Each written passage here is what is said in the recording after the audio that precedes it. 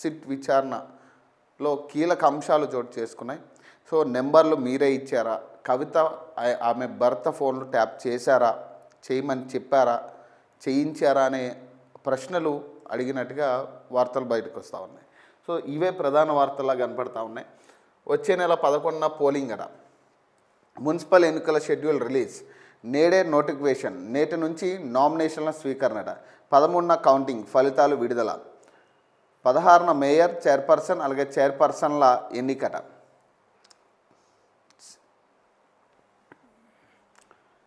Schedule విడుదల చేసిన SEC, అమల్లోకి ఎన్నికల కోడ్, బ్యాలెట్ విధానం, పార్టీ గుర్తులపై ఎలక్షన్ అట. కలెక్టర్తో రాష్ట్ర ఎన్నికల కమిషన్ రాణి కుముదని వీడియో కాన్ఫరెన్స్ అట. ఇక ఎన్నికల నోటిఫికేషన్కి సంబంధించి ఈ నెల 28వ తారీఖున నోటిఫికేషన్ విడుదలైంది. నామినేషన్ స్వీకరణ ప్రారంభం అదే రోజు నుంచి నామినేషన్ స్వీకరణ జరుగుతూ ఉంది. నామినేషన్ చివరి తేదీ ఈ నెల 30వ తారీఖున, జనవరి 30. నామినేషన్ల పరిశీలన జనవరి 31. తిరస్కరణకు గురైన నామినేషన్లపై అప్పీళ్లు వచ్చే నెల 1 అంటే ఫిబ్రవరి 1వ తారీఖు. అప్పీళ్ల పరిష్కరణకు చివరి తేదీ ఫిబ్రవరి 2వ తారీఖుట. నామినేషన్ల ఉపసంహరణ చివరి తేదీ ఫిబ్రవరి 3. అభ్యర్థుల తుది జాబితా ప్రకటన ఫిబ్రవరి 3. సో పోలింగ్ వచ్చేసి 11వ తారీఖు పోలింగు, రీపోలింగ్ అవసరమైతే ఫిబ్రవరి 12వ తారీఖున రీపోలింగ్ చేస్తారు ఒకవేళ అవసరమైతే. ఓట్ల లెక్కింపు ఫలితాలు వచ్చేసరికి ఫిబ్రవరి 13వ తారీఖు అనౌన్స్ చేస్తారు. మేయర్, చైర్మన్, చైర్పర్సన్ ఎన్నిక నోటిఫికేషన్ ఫిబ్రవరి 14వ తారీఖున ఇవ్వబోతున్నారు. కొత్త సభ్యుల ప్రమాణ స్వీకారం వచ్చే నెల 16 అంటే ఫిబ్రవరి 16. మేయర్, చైర్మన్, చైర్పర్సన్ ఎన్నిక ఫిబ్రవరి 16వ తారీఖు ఈ ఎన్నిక జరగబోతూ ఉంది. సో ఏదైనా దాదాపు ఫిబ్రవరి 16 లోపు ఇక మొత్తం దీనికి సంబంధించి కంప్లీట్ అయిపోతాయి. ఈ ఎన్నికకి సంబంధించి చైర్మన్ కావచ్చు, చైర్పర్సన్, మేయర్ ముగ్గురు ఎన్నిక దాదాపు ఫిబ్రవరి 16 నాటికి కన్ఫర్మేషన్ అయిపోతుంది. మున్సిపల్స్కు ప్రతిష్ట బందోబస్తు అట. 25,000 మంది పోలీసులతో భద్రతట. సున్నిత ప్రాంతాలపై ప్రత్యేక నిఘాట. ఏడీజీపీ మహేష్ భగవత్, పూరా సమరం ప్రతిష్టాత్మకం, అన్ని రాజకీయ పార్టీలకు కీలకమే, గెలుపు గుర్రాలకే కాంగ్రెస్ టిక్కెట్లట. మున్సిపల్ అభ్యర్థుల ఎంపిక పూర్తి, గెలుపు కోసం పట్టుదలతో బీఆర్ఎస్, విజయం సాధించే అభ్యర్థుల కోసం బీజేపీ వేటట. రాష్ట్రంలో 116 మున్సిపాలిటీలు, 7 కార్పొరేషన్లు, 2,996 వార్డులు, డివిజన్లకు వచ్చే నెల 11న ఎన్నికలు జరగనున్నాయి. దీనికి సంబంధించి షెడ్యూల్ను రాష్ట్ర ఎన్నికల కమిషన్ మంగళవారం విడుదల చేసింది. నేడు నోటిఫికేషన్ రిలీజ్ కానుండగా నేటి నుంచే నామినేషన్ల స్వీకరణ సైతం ప్రారంభం కానున్నది. 13న కౌంటింగ్, అదే రోజు ఫలితాల వెల్లడి కానున్నాయి. 16న మేయర్, చైర్మన్, చైర్పర్సన్ల ఎన్నిక జరగనుంది. మొత్తంగా 52.43 లక్షల మంది ఓటర్లు తమ ఓటు హక్కును వినియోగించుకోనున్నారు. బ్యాలెట్ విధానంలో ఎన్నికలు జరగనుండగా ఇందుకోసం 8,203 పోలింగ్ కేంద్రాలు, 16,031 బ్యాలెట్ బాక్సులను ఎన్నికల అధికారులు సిద్ధం చేశారు. 137 స్ట్రాంగ్ రూమ్లు, 136 కౌంటింగ్ కేంద్రాలను ఏర్పాటు చేశారు. మాసప్ ట్యాంక్లోని రాష్ట్ర ఎన్నికల సంఘం కార్యాలయంలో మున్సిపల్ శాఖ కార్యదర్శి టీకే శ్రీదేవి, అడిషనల్ డీజీ మహేష్ భగవత్, రాష్ట్ర ఎన్నికల పరిశీలకులు మకరంద, ఎన్నికల సంఘం కార్యదర్శి లింగ్యా నాయక్తో కలిసి ఎన్నికల కమిషనర్ రాణి కుముదని మంగళవారం మీడియా సమావేశం నిర్వహించారు. ఈ సందర్భంగా ఎన్నికల షెడ్యూల్ను విడుదల చేశారు. సో ఎట్టకేలకు ఫిబ్రవరి 16 నాటికల్లా ఈ కంప్లీట్ ఎన్నికలు, వాటికి సంబంధించిన ఫలితాలు ఇవన్నీ కూడా ఇక ఫిబ్రవరి 16వ తారీఖుకి మేయర్లతో సహా చైర్మన్లు, చైర్పర్సన్లు కూడా ఖరారు అయిపోతారు.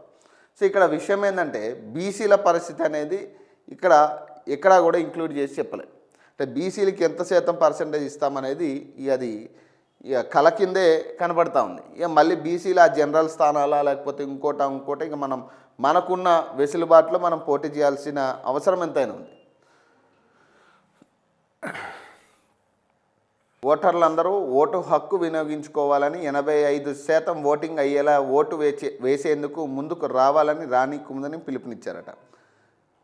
మున్సిపల్ ఎన్నికల షెడ్యూల్ ప్రకటించడంతో ఎన్నికల కోడ్ అమల్లోకి వచ్చింది. ఎలక్షన్ జరిగే మున్సిపాలిటీలు, కార్పొరేషన్లో మాత్రమే కోడ్ అమల్లో ఉంటుందని ఎన్నికల అధికారులు స్పష్టం చేశారు. మిగిలిన ప్రాంతాల్లో కోడ్ ఉండదని క్లారిటీ ఇచ్చారు. కోడ్ అమల్లో ఉన్న ప్రాంతాల్లో కొత్త ప్రారంభోత్సవాలు, శంకుస్థాపనలు, అధికారిక పర్యటనలు, సమీక్షలు చేయకూడదని వీలు ఉండదని ఆమె చెప్పడం జరిగింది. సో ఎన్నికల షెడ్యూల్ విడుదలైన నేపథ్యంలో కలెక్టర్లు ఆయా జిల్లాల్లో రాజకీయ పార్టీల ప్రతినిధులతో సమావేశాలు ఏర్పాటు చేయనున్నారు. రాష్ట్ర స్థాయి మున్సిపల్ శాఖ కార్యదర్శి టీకే శ్రీదేవి సమావేశం నిర్వహించనున్నారు. పార్టీ ప్రతినిధుల సమావేశంలో సూచనలు, సలహాలు, ఫిర్యాదులను స్వీకరించి వాటిని పరిష్కరించనున్నారు. ఎన్నికలను ప్రశాంతంగా, సజావుగా నిర్వహించడంతో రాజకీయ పార్టీలు కీలకమని ఎన్నికల కమిషనర్ భావిస్తున్నట్టు తెలుస్తుందట. సో ఇంకొక విషయం ఏంటంటే, ప్రధానంగా ఈ రాజకీయ పార్టీలకు సంబంధించి ఇప్పుడు ఏదైతే రేవంత్ రెడ్డి కొన్ని బహిరంగ సభలు అంటున్నాడు. ఇప్పుడు ఆ బహిరంగ సభలు మరి ఈ ఏరియాలో ఉంటుందా? ఎందుకంటే ఆయన క్లారిటీగా ఒక విషయం చెప్పిండు. ఇప్పుడు ఎన్నికల ర్యాలీ, బహిరంగ సభలు కలిపి చేస్తామన్నట్టుగా వాళ్ళు అనౌన్స్ చేస్తూ ఉన్నారు. మరి ఈ బహిరంగ సభలు ఏ ప్రాంతాల్లో పర్మిషన్ ఇస్తారు? మొన్న కూడా చూసాం, సర్పంచ్ ఎన్నికల సమయంలోనే ఆయన బహిరంగ సభలు అని చెప్పి ఆయా జిల్లాలకు సంబంధించి టచ్ చేసుకుంటూ పోయింది ఆయన. మరి ఈ వెసులుబాటు ఆయనకి ఇస్తే ప్రతిపక్షాలు మళ్ళీ దాన్ని ఎత్తి చూపే ప్రయత్నం ఉంటుంది. కాంగ్రెస్ మున్సిపల్ అభ్యర్థుల ఎంపిక పూర్తేట. సర్వేలో ముందు వరుసలో ఉన్నవారికే, వివాదాలు ఉన్న చోట సీఎం నిర్ణయమే ఫైనల్ అట. కాంగ్రెస్ పార్టీలో మున్సిపల్ అభ్యర్థుల ఎంపిక పూర్తయిందట. 2-3 రోజుల్లో ఎమ్మెల్యే సమీక్షలో జాబితాను వెల్లడించనున్నారు. అందుకోసం ఇన్ఛార్జ్ మంత్రులు ఆయా నియోజకవర్గ ఎమ్మెల్యేలతో ప్రత్యేకంగా సమావేశం నిర్వహించనున్నారు. అయితే అభ్యర్థుల ఎంపికపై ఎమ్మెల్యేలు భిన్న అభిప్రాయం వ్యక్తం చేస్తే సీఎం రేవంత్ రెడ్డి తుది నిర్ణయం తీసుకోనున్నట్లు తెలిసింది. ఈ నెల 1న విదేశీ పర్యటనను ముగించుకుని సీఎం రేవంత్ రెడ్డి హైదరాబాద్కు చేరుకుంటారు. ఆ మరుసటి రోజు పార్టీ ఇన్ఛార్జ్ మీనాక్షి నటరాజన్, మంత్రులు, పిసిసి అధ్యక్షుడు మహేష్ కుమార్తో భేటీ కానున్నారట. ముఖ్యమంత్రి లేకుండా ఎన్నికల కమిషన్ నిన్న ఎన్నికల షెడ్యూల్ విడుదల చేసింది. ఇప్పుడు ముఖ్యమంత్రి 1వ తారీఖు వస్తే మరి ఇప్పుడు వీళ్ళు ఎప్పుడు అభ్యర్థుల్ని ఖరారు చేస్తారు, వాళ్ళు ఎప్పుడు గ్రౌండ్లో పనిచేస్తాకు ఉంటుంది? నాకు తెలిసి 13వ తారీఖు అంటే 10 రోజులు కూడా వాళ్ళకి పని చేసుకునే ఛాన్స్ ఉండదు అభ్యర్థులకి, ఎవరైనా కానీ. మరి 10 రోజుల టైంలో ఇప్పుడు ముఖ్యమంత్రి 1వ తారీఖు వస్తే వీళ్ళు ఎప్పుడు ఈ లిస్ట్ని బయట పెడతారు, ఎప్పుడు వాళ్ళు పని చేసుకుంటారు, అసలు ఏం జరుగుతుంది, ఏం ప్లానింగ్ జరుగుతుంది? లాబింగ్ లేకుండా వారం రోజులుగా అభ్యర్థుల ఎంపికపై పార్టీ తీవ్ర స్థాయి కసరత్తు చేసింది. టిక్కెట్ల కేటాయింపులో లాబింగ్, పైరవీలు ఆస్కారం లేకుండా గెలిచే అవకాశం ఉన్న వ్యక్తులను ఎంపిక చేయాలని నిర్ణయం తీసుకున్నారు. అందుకోసం సర్వేలు జరిపించారు. ఒక్కో వార్డు డివిజన్ నుంచి టిక్కెట్ ఆశించిన టాప్ 3లో ఉన్న వ్యక్తుల పేర్లపై సర్వే నిర్వహించారు. అందులో ముందు వరుసలో ఉన్న వ్యక్తికి టిక్కెట్ ఇచ్చేందుకు నిర్ణయం తీసుకున్నారు. అయితే ఎమ్మెల్యేలు, సీనియర్ లీడర్లు సూచించిన పేర్ల జాబితాలో సర్వేలో టాప్ 1లో నిలిచిన వ్యక్తి పేరు ఉంటే అతనికే టిక్కెట్ కేటాయించనున్నారు. అందుకు విరుద్ధంగా ఉంటే మాత్రం సీఎం రేవంత్ రెడ్డి నిర్ణయానికి వదిలేస్తున్నట్లు తెలుస్తున్నది. విదేశీ పర్యటన ముగించుకుని ఫిబ్రవరి 1న సీఎం రేవంత్ రెడ్డి హైదరాబాద్ చేరుకుంటారు. ఫిబ్రవరి 2న గాంధీభవన్లో సీఎం మున్సిపల్ ఎన్నికలపై సమీక్ష సమావేశం నిర్వహించనున్నట్లు తెలిసింది. ఆ సమయానికి పార్టీ ఇన్ఛార్జిగా ఉన్న మీనాక్షి, మంత్రులు, ఎమ్మెల్యేలు, ఎంపీలు హాజరయ్యే అవకాశం ఉంది. అయితే సీఎం హైదరాబాద్కు వచ్చే లోపు నామినేషన్ల ఘట్టం ముగియనుంది. అయితే నామినేషన్ విత్డ్రా వరకు బీఫామ్ ఇవ్వచ్చు. దీంతో టిక్కెట్ల కేటాయింపు విషయంలో సీఎం విదేశాల నుంచే పర్యవేక్షిస్తున్నట్లు తెలుస్తున్నది. అభ్యర్థుల ఎంపికలో వివాదం ఉన్న ఏరియాలో ఆయన స్వయంగా జోక్యం చేసుకుని సరిచేసే అవకాశం ఉన్నట్లు తెలుస్తుందట. ఇక మరి 30వ తారీఖుకి ఈ నామినేషన్ల ఘట్టం ముగిస్తుంది. ఇక నామినేషన్లు వేసే పరిస్థితి ఉండదు. 30 లోపు వరకే లాస్ట్ ఛాన్స్. కాకపోతే ఫిబ్రవరి 3 వరకు కూడా విత్డ్రాకి అవకాశం ఉంటుంది. అంటే ఈ విత్డ్రా టైం లోపే వీళ్ళకి బీఫామ్లు ఇచ్చే ఛాన్స్ ఉంది అనేది తెలుస్తుంది. ఏదైనా కూడా చాలా గందరగోళం సృష్టించే పరిస్థితి ఉంటుంది. ఇప్పుడు ఎవరైనా ఆశావాహులు ఉంటారు కదా, ఇక వాళ్ళకి వీళ్ళకి పడకపోతే కొంత గందరగోళం సృష్టించే పరిస్థితి ఉంటుంది. మరి ఏ రకంగా దాన్ని సర్దుబాటు చేస్తారో చూడాలి వీళ్ళు. మెడికల్ కాలేజీలో స్టైఫండ్ దగాట.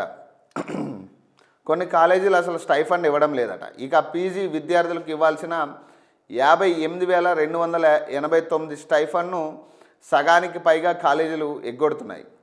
కాగితాల్లో మాత్రం అంత సవ్యంగానే ఉన్నట్లు చూపిస్తున్నాయి. ఎన్ఎంసీకి తప్పుడు నివేదికలు పంపిస్తున్నారని ఫోరం ప్రతినిధులు ఆరోపిస్తున్నారు. 2024, 2025లో చెల్లింపులపై ఎన్ఎంసీ నివేదికలో దిగ్భ్రాంతికర విషయాలు బయటపడ్డాయి. కామినేని నార్కెట్పల్లి హైదరాబాద్లో ఉంది, సురభి ఇది సిద్దిపేటలో ఉంది, పట్నం మహేందర్ రెడ్డి చేవెళ్లలో ఉంది, ఆయన్ ఇది Rangareddy, Mallareddy doctor VRK southern ఇన్స్టిట్యూట్స్లో ₹1 కూడా స్టైఫండ్ చెల్లించకుండా విద్యార్థులతో గంటలు చాకరీ చేయించుకున్నట్లు తెలుస్తుంది.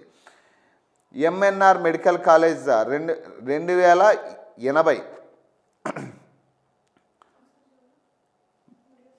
భాస్కర 2000, మమతా మెడికల్ కాలేజ్ ఖమ్మమ్మ 2000 నామమాత్రపు చెల్లింపులు చేస్తున్నాయట. Apollo Medicity Chelmeda Anandrao medical college 5,000 చొప్పున మాత్రమే చెల్లిస్తున్నట్లు వెల్లడైందట. పెంపు జీవోలు కాగితాలకే పరిమితం అంట. రాష్ట్ర ప్రభుత్వం 2025 జూన్లో వైద్య విద్యార్థుల స్టైఫండ్ను 15% పెంచింది. దీని ప్రకారం హౌస్ సర్జన్లకు 29,792, పీజీ విద్యార్థులకు మొదటి సంవత్సరం అయితే 67,032 చెల్లించాలి. పాత బకాయిలే చెల్లించాలని యాజమాన్యులు పెరిగిన మొత్తం అమలు చేయడం అసాధ్యమని విద్యార్థులు ఆవేదన వ్యక్తం చేస్తున్నారు. స్టైఫండ్ చెల్లింపులను పర్యవేక్షించాల్సిన director of medical education, Kaloji ఆరోగ్య విశ్వవిద్యాలయ అధికారులు తమ బాధ్యత కాదంటూ తప్పించుకుంటున్నారని హెచ్సిఎఫ్ యూడిఎఫ్ సభ్యులు చెబుతున్నారు. ఆర్టీఐలో అడిగిన ప్రశ్నలకు కాలేజీ ప్రిన్సిపాల్ను అడగండి అని సమాధానం ఇవ్వడం వ్యవస్థలోని డొల్లతనాన్ని బయటపెడుతున్నారని, ఫీజులు దోపిడీపై ప్రభుత్వం వేసిన స్పెషల్ కమిటీ పరిధిలోకి ఈ స్టైఫండ్ అంశాన్ని కూడా చేర్చి విచారణ జరపాలని వారు డిమాండ్ చేస్తున్నారట. స్పెషల్ కమిటీలో విచారణ జరిపించాలట. M Srinivas convener, urban development forum అట. ప్రైవేట్ మెడికల్ కాలేజీల విద్యార్థుల శ్రమకు తగ్గ ఫలితం అందించడం లేదు. ఫీజుల విషయంలో ప్రభుత్వం ఎలాగైతే స్పెషల్ కమిటీని వేసిందో అదే కమిటీతో స్టైఫండ్ ఎగవేతపై సమగ్ర విచారణ జరిపించాలి. స్టైఫండ్ చెల్లించని కాలేజీలపై కఠిన చర్యలు తీసుకుంటేనే విద్యార్థులకు న్యాయం జరుగుతుందని చెప్తా ఉన్నారు. సో ప్రైవేట్ కాలేజీల వైద్య విద్యార్థులకు 25,000 ఇవ్వాల్సిన చోట 2,000 ఇస్తున్నారట. అంతేకాకుండా అంత సక్రమంగానే ఉందని ఎన్ఎంసీకి తప్పుడు నివేదికలు పంపిస్తున్నాయట. ఈ గణాంకాలు మేము సృష్టించినవి కాదు, సాక్షాత్తు ఎంఎన్సి రికార్డులో ఉన్నవే. ప్రభుత్వం తక్షణమే స్పందించి చర్యలు తీసుకోవాలట. 25,000 ఇవ్వాల్సిన చోట 2,000 ఇస్తున్నారట స్టైఫండ్ మెడికల్ కాలేజీలో, ప్రైవేట్ మెడికల్ కాలేజీలో. మరి ఇందులో మల్లారెడ్డి కాలేజీలు కూడా ఉన్నాయి. ఇక ఇది మల్లారెడ్డి మెడికల్ కాలేజ్ ఉంది, పట్నం మహేందర్ రెడ్డి మెడికల్ కాలేజ్ ఉంది, ఇక కామినేని, ఇక ఎవరు కూడా స్టైఫండ్ సక్రమంగా ఇవ్వట్లేదట మెడికల్ విద్యార్థులకు సంబంధించి. అందరూ కూడా ఇదిగా 2,080, 2,000, 2,000, 5,000 చొప్పున ఇస్తున్నారు. వాళ్ళకి ఇవ్వాల్సిందే 25,000 అయితే అక్కడ 2,000 ఇస్తున్నారు. అట్లా స్టైఫండ్. ఆ స్టైఫండ్ 2,000 ఇచ్చి గొడ్డు సాకరా చేస్తున్నారట వాళ్ళతో, ఆ మెడికల్ హాస్పిటల్స్కి సంబంధించి. మరి దీని మీద ప్రభుత్వం కూడా స్పందించాలనేది అక్కడ కమిటీ సభ్యులు కూడా చెప్తా ఉన్నారు. ఇక ప్రభుత్వానికి ఇప్పుడప్పుడే వీటి మీద స్పందించరు, ఎందుకంటే కమిషన్ల బ్యాచ్ ఇదంతా కూడా, ఏడకాడ కమిషన్స్ బ్యాచ్ ఇదంతా. ఇక వాళ్ళని అడ్డుకుంటే ఇంకేమైనా ఉందా? మెడికల్ హాస్పిటల్స్, మెడికల్ కాలేజెస్ని అడ్డుకుంటే ఇక గవర్నమెంట్లే పడిపోయే పరిస్థితి ఉంటుంది. అప్పుడు కమిషన్లు, మేజర్ కమిషన్లు కట్టబెట్టి మన ముఖ్యమంత్రి స్వయంగా పోయి ప్రైవేట్ హాస్పిటల్ ఓపెన్ చేస్తాడు. ఈ వీళ్ళ సహకారంతోనే నడుస్తున్నాయన్నీ. అవన్నీ వీళ్ళకి తెలియకుండా అయితే ఉండదు, వీళ్ళంతా దొంగలే. ఇక సర్వేలో సై అంటేనట బీజేపీ విజేతల కోసం బీజేపీ నేతల వేటట. పైరవీలు సిఫార్సులకు నో ఛాన్స్ అట. రాష్ట్రంలో మున్సిపల్ ఎన్నికల నగారం మోగడంతో కమల నాదులు గెలుపు గుర్రాల వేటలో పడ్డారట. పార్టీ సీనియర్లు ఇప్పటికే రాష్ట్ర వ్యాప్తంగా సర్వేలు చేయించి బీఫామ్ ఇవ్వాలని నిర్ణయించినట్లు పార్టీలో చర్చ నడుస్తున్నది. సీనియర్ నాయకుల సిఫార్సు పక్కకు పెట్టాలని, గెలిపే ధ్యేయంగా ముందుకెళ్లాలని పైరవీలకు తావు ఇస్తే పార్టీ ఓటమి తప్పదని హైకమాండ్ భావిస్తున్నట్టు తెలిసిందట. రాష్ట్రంలో 7 కార్పొరేషన్లు 116 మున్సిపాలిటీలకు షెడ్యూల్ ఎన్నికల కమిషనర్ విడుదల చేసింది. నామినేషన్లకు గడువు 3 రోజులే ఉండడంతో బీజేపీ పెద్దలు ముందుగా కార్పొరేషన్లు కౌన్సిలర్ల అభ్యర్థులుగా ఓ డివిజన్కు 3 చొప్పున నామినేషన్లు వేయించనుంది. బీఫామ్ అందజేసేందుకు సమయం ఉండడంతో ఆ సమయంలోగా గెలిచే అభ్యర్థులను గుర్తించి వారికి ఇవ్వనుందట. బీజేపీ ఎంపీ ఎమ్మెల్యేలు ఉన్న నియోజకవర్గాల్లో మున్సిపాలిటీలో ఒకసారి పార్టీ పరంగా చేయగా ఎంపీ ఎమ్మెల్యేలు సొంతంగా సర్వే చేయించినట్లు ప్రచారం జరుగుతున్నది. కాంగ్రెస్ బీఆర్ఎస్ టిక్కెట్లు లభించని నేతలు డబ్బులు ఆశ చూపితే బీఫామ్ ఇవ్వకూడదని ఎన్నికల ఇన్ఛార్జీలు ఆశీష్ శెలార్ రేఖా శర్మ, అశోక్ కుమార్లు కోరుతున్నారట. ఇక్కడ విషయం ఏంటంటే బీజేపీ వాళ్ళు ఇప్పుడు నిద్ర లేచిరు, వాళ్ళు అంతే. వాళ్ళు ముందు నుంచి ఇదే పరిస్థితి. ఇప్పటికిప్పుడు ఎవరైనా సర్వేలు జరుపుకుంటారా? ఈ ఎన్నికల షెడ్యూల్ విడుదలైనాక ఎవడైనా ఇప్పుడు సర్వేలు జరుపుకొని ఎప్పటికి మీరు అభ్యర్థులు ఖరారు చేస్తారు? ఈ గెలుపు కుర్రాలంటే ఏడోసారిగా ఇప్పుడున్న పంచాయతీలో ముందుగానే ఆల్రెడీ ఎన్నికల షెడ్యూల్ విడుదల కాబోతా ఉంది. ఎన్నికలు ఫిబ్రవరిలో పెట్టబోతున్నారని పెద్ద ఎత్తున జనవరి మొదట ఏదైతే ఉప ఎన్నికలు ఈ సర్పంచ్ ఎన్నికల టైంలోనే ఈ ఫిబ్రవరిలో ఈ ఎన్నికలు ఉండబోతున్నాయి అనేది పెద్ద ఎత్తున వార్తలు చర్చలు జరిగినాయి. మరి ఈ క్రమంలో మీరు ఇప్పుడే ఇన్నాళ్ళు ఏం చేసి ఇన్నాళ్ళు పడుకుని ఇప్పుడు లెగిసి ఎన్నికల షెడ్యూల్ వచ్చిందాక ఇప్పుడు మొదలు పెడుతున్న సర్వేలు, గెలుపు గుర్రాలు 3తో నామినేషన్లు ఇస్తాం, తర్వాత బీఫామ్లు ఇస్తాం. అసలు ఏం కథ ఇది? బీజేపీ వాళ్ళు రివర్స్లో ఉంటారు. అంతా బీజేపీ రివర్స్లో ఉన్నట్టు అనిపించట్లే. ఎవరు దొరుకుతారు? ఇప్పుడు దొరికినోడితోనే పోవాలి. ఇక ఈ అభ్యర్థుల వేట అంటే ఇప్పుడు అభ్యర్థుల వేట ఏం సాధిస్తారు నాకు అర్థం కాదు. ఎంతమంది అభ్యర్థులు పర్ఫెక్ట్గా దొరికేస్తారు మీకు? మున్సిపల్ ఎన్నికల వేళ రాష్ట్రంలో 2 ఉమ్మడి జిల్లాలకు 1 చొప్పున బహిరంగ సభలు జరగనున్నాయట. ఈ ప్రతిపాదనలు ఇప్పటికే బీజేపీ జాతీయ ప్రధాన కార్యదర్శి బిఎల్ సంతోష్కు పంపినట్లు సీనియర్లు తెలుపుతున్నారట. కరీంనగర్, నిజామాబాద్ సభలకు పార్టీ జాతీయ అధ్యక్షుడు నితిన్ సబిన్ నిన్హా, అలాగే మహబూబ్ నగర్లోని జరిగే సభకు జేపీ నడ్డా, సూర్యాపేట, నల్గొండ, ఖమ్మం జిల్లాలో కేంద్ర మంత్రి రాజ్నాథ్ సింగ్ హాజరయ్యి ప్రసంగించనున్నారు. కరీంనగర్, నిజామాబాద్ మేయర్ సీట్లను కైవసం చేసుకునేందుకు కేంద్ర మంత్రి బండి సంజయ్, ఎంపీ ధర్మపురి అరవింద్ తీవ్రంగా శ్రమిస్తున్నారట. అలాగే ఉమ్మడి మెదక్ జిల్లాలో రఘునందన్ రావు, మహబూబ్ నగర్లో డీకే అరుణ, నగారా శివారు ప్రాంతాల్లో కొండా విశ్వేశ్వర్ రెడ్డి, ఈటల రాజేంద్ర, ఆదిలాబాద్లో గొడ్డం నగేష్, ఎమ్మెల్సీలు అంజిరెడ్డి, మాల్కా కొమరయ్య ఎక్కువ మందిని గెలిపించుకునేందుకు వ్యూహ రచన చేస్తున్నారట. నేటి నుంచి బడ్జెట్ సమావేశాలట. అఖిలపక్ష భేటీ నిర్వహించిన పార్లమెంట్ వ్యవహారాల శాఖ ఆర్థిక మంత్రి నిర్మలా పాత ఆఫీసులో హల్వా వేడుకలట. ఐఆర్ విబి జీరామ్జీ బిల్లులపై చర్చకు విపక్షాల పట్టట.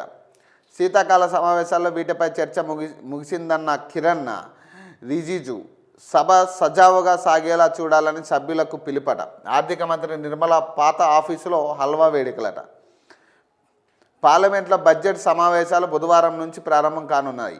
ఈ నేపథ్యంలో జరిగిన అఖిల పక్ష సమావేశంలో విబి జీరామ్జీ బిల్లు ఎస్ఐఆర్పై చర్చలు జరపాలని విపక్షాలు కోరగా కేంద్ర ప్రభుత్వం ఈ డిమాండ్లను తిరస్కరించింది.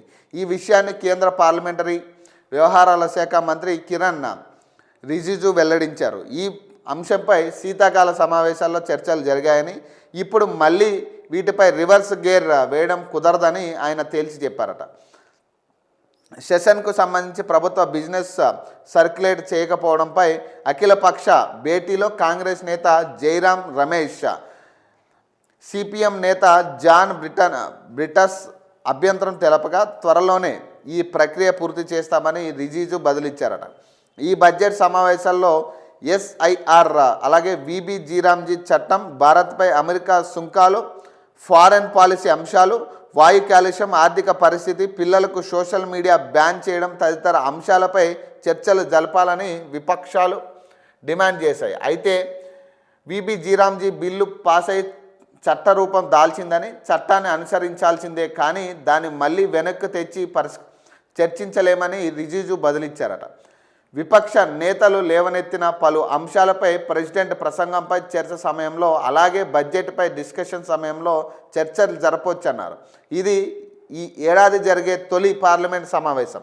అలాగే బడ్జెట్పై డిస్కషన్ సమయంలో చర్చ జరపవచ్చని, ఇది ఈ ఏడాది జరిగే తొలి పార్లమెంట్ సమావేశం. సాధారణంగా ప్రెసిడెంట్ ప్రసంగం తర్వాత గవర్నమెంట్ బిజినెస్ లిస్ట్ను షేర్ చేస్తారు, కానీ నేను ఇప్పుడే దాన్ని ఇవ్వడానికి సిద్ధంగా ఉన్నానని, లిస్ట్ షేర్ చేయాలని అధికారులకు ఆదేశాలు ఇచ్చారు అని రిజిజు వెల్లడించారట. సభ సాఫీగా జరిగేలా చూడటమే తనకు ముఖ్యమన్నారు. సభ్యులు తమ సమస్యలను లేవనెత్తొచ్చని, కానీ సభలో గందరగోళం సృష్టించొద్దని కోరారు. ప్రజలకు ప్రాతినిధ్యం వహించేందుకు మనల్ని ఎన్నుకున్నారని, మాట్లాడే హక్కును ఉపయోగించుకునే సమయంలో ఇతర పార్టీ నేతలు చెప్పే అంశాన్ని వినే బాధ్యత కూడా మనపై ఉంటుందని ప్రభుత్వం తరపున గౌరవనీయులైన సభ్యులకు ఇదే నా వినతి అని పేర్కొన్నారట. 15 ఏళ్లలోపు పిల్లలకు సోషల్ మీడియా బ్యాన్ అట. మాక్రాన్ పద్ధతున బిల్ ఫ్రాన్స్ నేషనల్ అసెంబ్లీ ఆమోదం అట. 15 ఏళ్లలోపు పిల్లలకు సోషల్ మీడియాలో బ్యాన్ చేసే దిశగా ఫ్రాన్స్ కీలక ముందడుగు వేసిందట. ఇప్పటికే ఆస్ట్రేలియా ఈ చట్టం తెచ్చి పిల్లలకు సోషల్ మీడియా బ్యాన్ చేసిన సంగతి తెలిసిందే. తాజాగా ఫ్రాన్స్ నేషనల్ అసెంబ్లీలో 15 ఏళ్లలోపు పిల్లలు సోషల్ మీడియా చూడకుండా బ్యాన్ చేయాలనే బిల్లును ఆమోదం లభించింది. పిల్లల మానసిక ఆరోగ్యం కాపాడేందుకే ఈ చట్టం తీస్తున్నామని చట్టసభలో సభ్యులు తెలిపారట. సుదీర్ఘ చర్చల తర్వాత ఈ బిల్లుపై ఫ్రాన్స్ నేషనల్ అసెంబ్లీ ఆమోదముద్ర వేసింది. ఈ బిల్లుకు ఫ్రాన్స్ అధ్యక్షుడు ఇమాన్యుయల్ మాక్రాన్ గట్టిగా మద్దతు ఇచ్చారట. ఈ నేపథ్యంలోనే ఫ్రెంచ్ నేషనల్ అసెంబ్లీలో స్పష్టమైన మెజార్టీతో ఈ బిల్లు పాస్ అయిందట. సెసెట్ దీనిపై చర్చల తర్వాత మరోసారి ఓటింగ్ కోసం నేషనల్ అసెంబ్లీకి వస్తుంది. అప్పుడు కూడా పాస్ అయితే అధ్యక్షుడి సంతకంతో చట్టరూపం దాల్చుతుందట.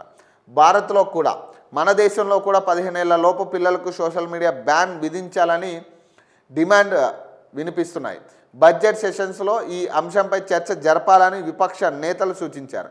ఈ నేపథ్యంలో బడ్జెట్ సెషన్లోనే దీనిపై భారత్ పార్లమెంట్ ఓ నిర్ణయం తీసుకునే అవకాశం ఉంది. లేదంటే ఇప్పుడు కేవలం చర్చే జరిగినా వర్షాకాల సమావేశంలో బిల్లు పెట్టొచ్చు. ఇండోనేషియా వంటి దేశాలు కూడా ఇదే తరహా చట్టాలు తెచ్చేందుకు ప్రయత్నాలు ప్రారంభించిన సంగతి తెలిసిందేట. ఇక ఖచ్చితంగా ఇదైతే ఖచ్చితంగా మద్దతు ఇవ్వాల్సిన అంశమే. 15 ఏళ్ల లోపు పిల్లలకి సోషల్ మీడియా బ్యాన్ అనేది ఖచ్చితంగా అందరూ కూడా మద్దతు ఇచ్చే అంశమే.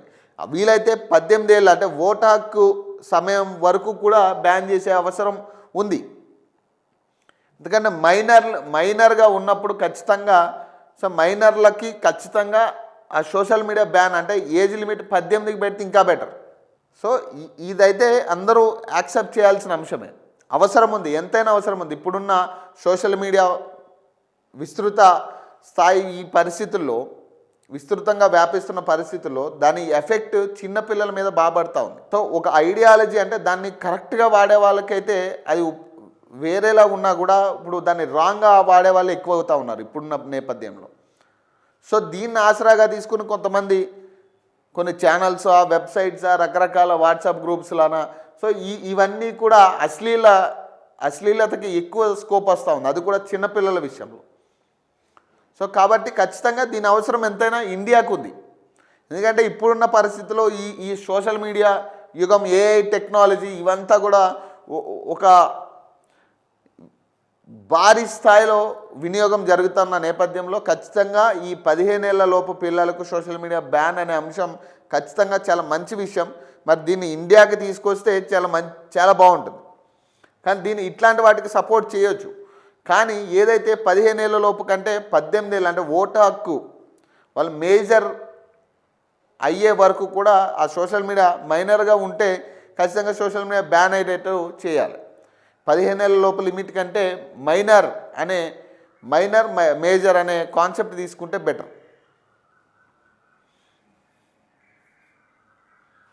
మోడట సైబర్ దాడులకు చెక్ పెట్టేందుకు కొత్త ఫీచర్ అట.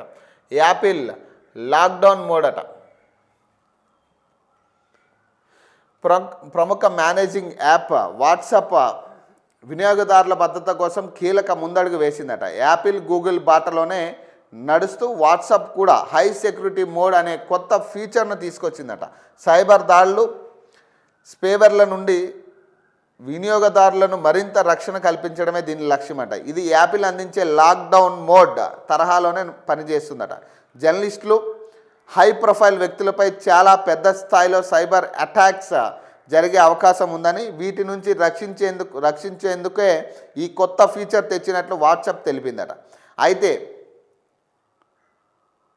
అయితే ఈ హై సెక్యూరిటీ మోడ్ ఉపయోగిస్తే వాట్సాప్లో కొన్ని ఫీచర్స్ మాయమవుతాయట.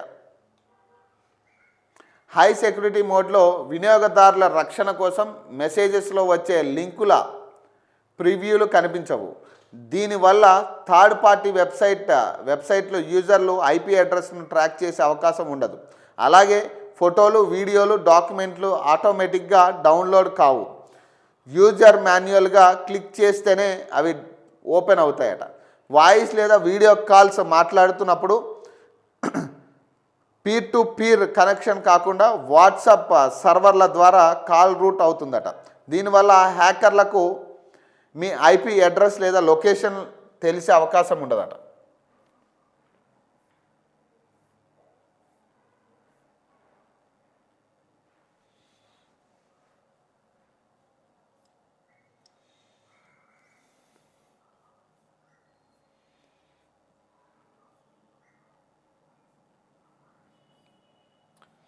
కావాలనే మాపై బురద జల్లే ప్రయత్నం అట.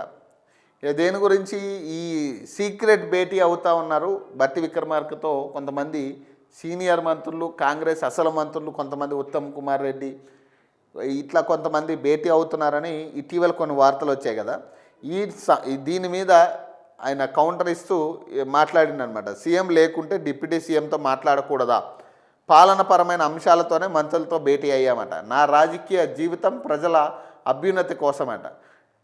డిప్యూటీ సీఎం బట్టి విక్రమార్క మాట్లాడుతుంది. బహిరంగంగానే వెళ్తే రహస్యం ఎలా అవుతుందట. మంత్రులు భేటీపై విష ప్రచారం తగదట. మంత్రి శ్రీధర్ బాబు అంటున్నాడు.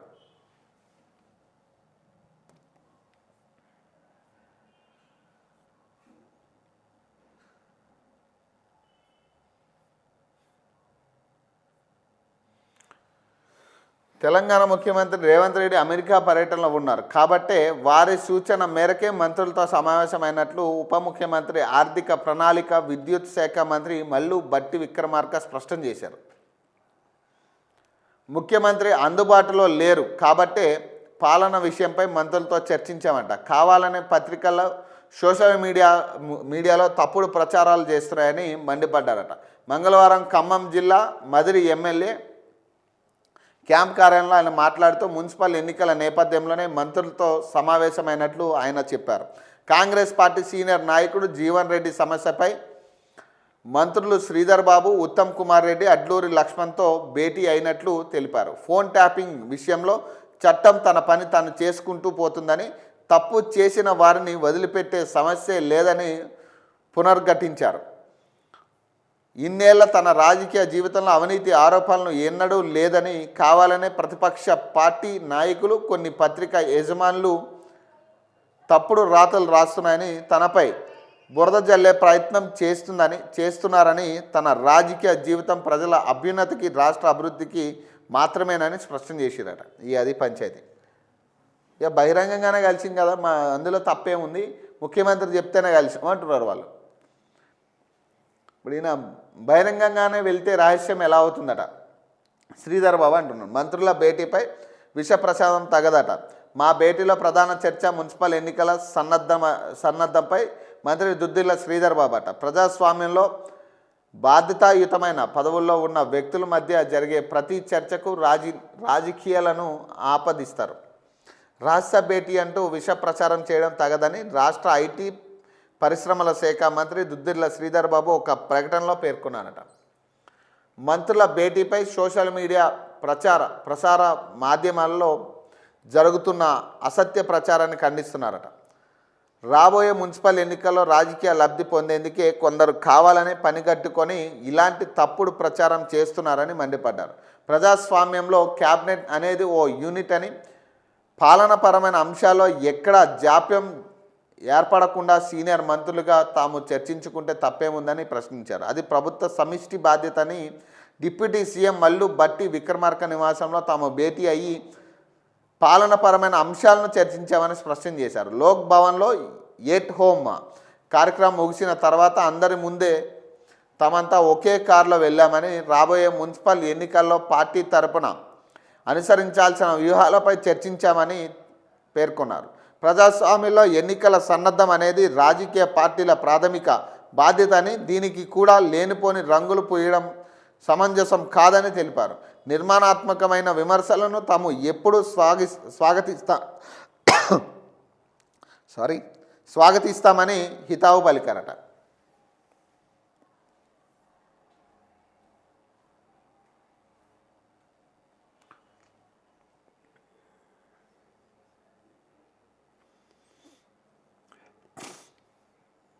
ఎక్విడేషన్ పేరుతో జర్నలిస్టుల గొంతు నొక్కారట. ఎన్హెచ్ఆర్సీ రాష్ట్ర సెక్రటరీ సాంబశివరావు అట. పత్రికా హక్కును కార్డుతో ముడిపెట్టడం ప్రజాస్వామ్య విరుద్ధమని, ఈ ఉత్తర్వులు జర్నలిస్టులపై మానసిక ఒత్తిడి పెంచేవిగా ఉన్నాయని ఎన్హెచ్ఆర్సీ రాష్ట్ర ఆర్గనైజింగ్ సెక్రటరీ ఇంజం సాంబశివరావు ప్రకటనలో పేర్కొన్నారట. జర్నలిస్టుల ఎక్విడేషన్ ఉన్నా లేకున్నా ప్రజాస్వామ్య వ్యవస్థలో పనిచేసే హక్కు, రాసే హక్కు, మాట్లాడే హక్కు ఉందనే విషయాన్ని గుర్తించాలని సూచించారు. వాహనాలపై ప్రెస్ అనే పదాన్ని నిషేధించడం అంటే జర్నలిస్టులను రోడ్లపై అవమానించడమే అని అన్నారు. ఇది ప్రజాస్వామ్యానికి గొడ్డలు పెట్టని అన్నారు. అవసరమైతే ఎక్విడేషన్లు దుర్వినియోగం కాకుండా చూడాలని సూచించారు. ప్రెస్ అనేది వృత్తి అని, ప్రభుత్వ అనుమతి కాదని జీవోను వెంటనే రద్దు చేయాలని డిమాండ్ చేశారు. జర్నలిస్టు హక్కులకు భంగం కలిగిస్తే ఎన్హెచ్ఆర్సీ చూస్తూ ఊరుకోదని సాంబశివరావు హెచ్చరించారట. జగ్గారెడ్డి సీరియస్ అట. జిల్లా రిజిస్టర్ ఆఫీస్ తరలింపుపై వెనక్కి తగ్గిన ప్రభుత్వం. రిజిస్టర్ కార్యాలయ తరలింపుపై సంగారెడ్డి మాజీ MLA TPCC working president Jaggareddy serious అయ్యారు. జిల్లా కేంద్రంలో ఉండే జిల్లా రిజిస్టర్ అలాగే సంగారెడ్డి సబ్ రిజిస్టర్ కార్యాలయాలను ఎలా పటాన్ చెరువుకు తరలిస్తారని ప్రశ్నించారు. అవసరం అనుకుంటే పటాన్ చెరువు కార్యాలయాన్ని తరలించుకుంటే ఇబ్బంది లేదని, జిల్లా ఆఫీసులు ఎలా తరలిస్తారని ఆగ్రహం వ్యక్తం చేశారు. దీనిపై మంత్రులు పొంగులేటి, దామోదర్తో మాట్లాడే వరకు రిజిస్టర్ శాఖ అధికారులు ఎలాంటి నిర్ణయం తీసుకోవద్దని హెచ్చరించారట. దీంతో స్పందించిన ప్రభుత్వం కార్యాలయ తరలింపు నిర్ణయం వాయిదా వేసిందట. కేవలం పటాన్ చెరువు కార్యాలయాన్ని మాత్రమే తరలిస్తున్నట్టు అంతకు ముందే అచ్చు వేసిన ఆహ్వాన పత్రాలను తక్షణమే మార్పు చేశారు. జగ్గారెడ్డి ఆగ్రహంతో కార్యాలయం తరలింపు నిలిచిపోవడంతో అధికార పార్టీ నాయకుల నుంచి హర్షం వ్యక్తం చేశారట. ఒక్కొక్కరు ఒక తీరున్నారబ్బా. ఎమ్మెల్యేలు, మంత్రులు, మాజీ మంత్రులు అందరూ కూడా సీనియర్లు కాంగ్రెస్లా ఒక్కొక్కరు ఒక తీరున్నారు.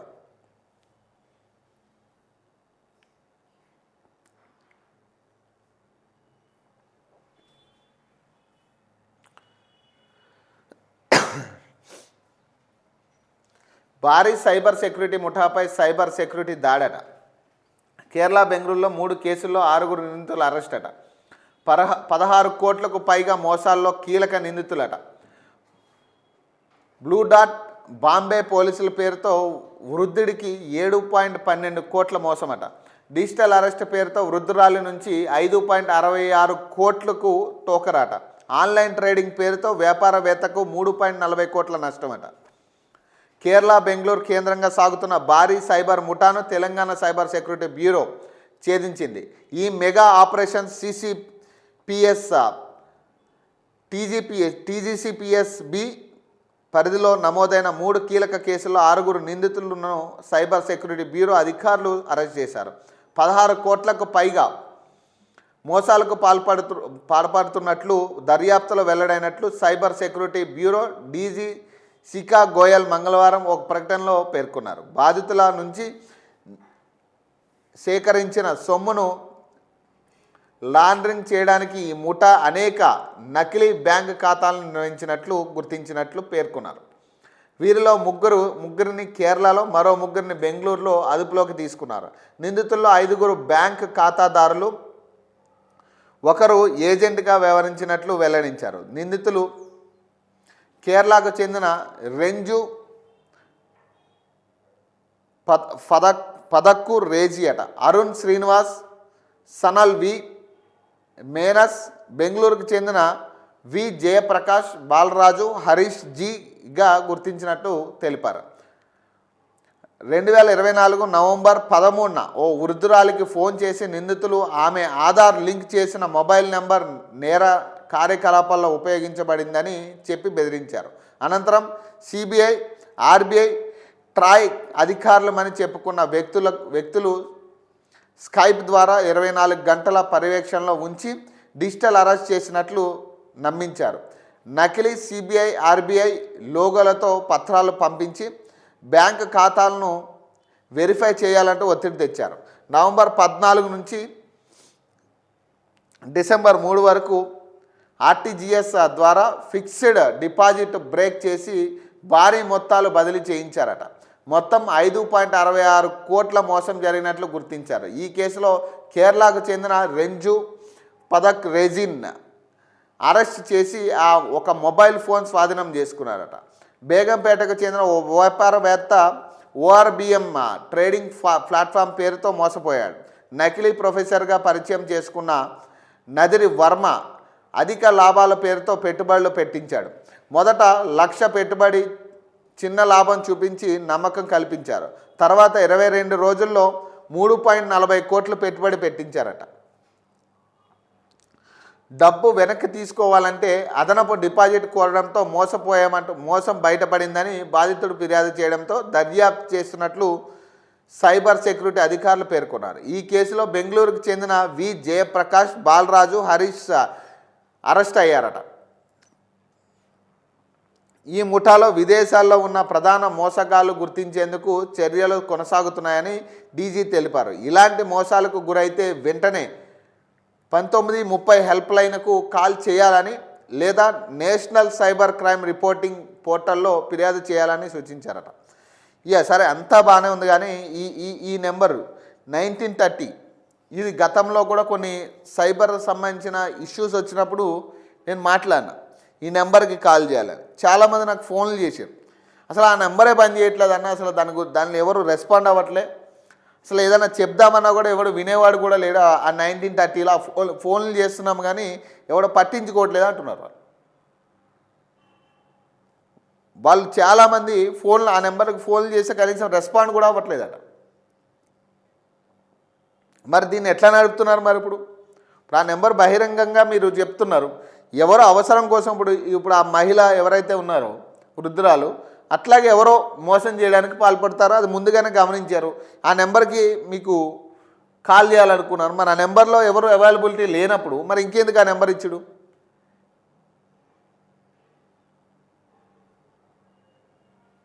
మీరు ఏదైతే ఎంత సిన్సియర్గా చేస్తున్నారో అక్కడ ఏదైతే మొదటి నుంచి కూడా సిన్సియారిటీ కనపడాలి. ఫస్ట్ అసలు ఆ నెంబరే పని చేయనప్పుడు ప్రజలకు మీ మీద దురుద్దేశం కలిగే అవకాశం ఉంది.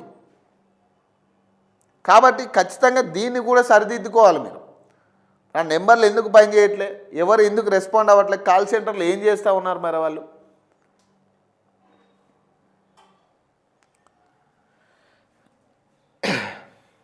ఏదో నలుగురు పనిచేయడం కాదు, ఇప్పుడు పూర్తి స్థాయి నుంచి పనిచేస్తేనే అట్లాంటి వాళ్ళకి ఇప్పుడు నమ్మకం కలుగుతుంది.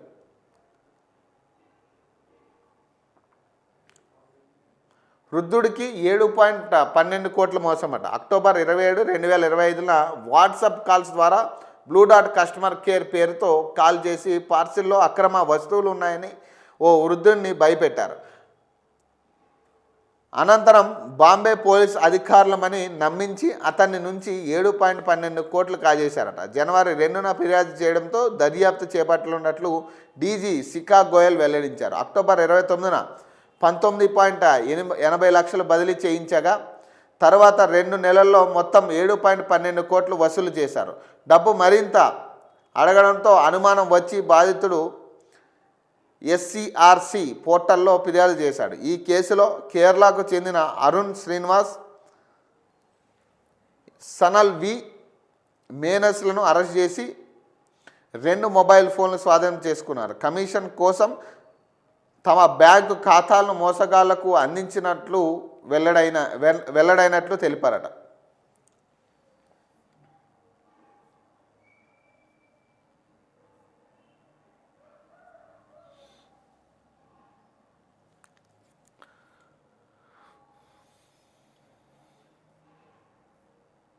మహాజాతర ఆసియాలోనే అతిపెద్ద గిరిజన పండుగట.